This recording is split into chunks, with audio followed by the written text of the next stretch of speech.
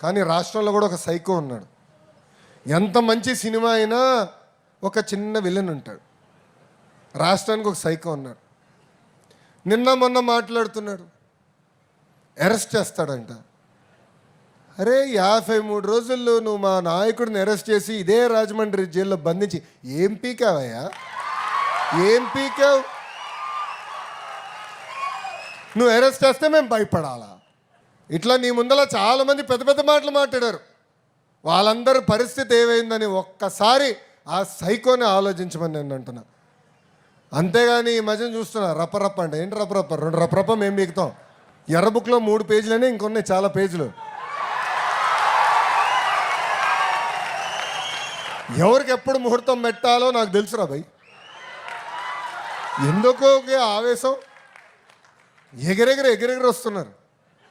ఏం కంగారు లేదు.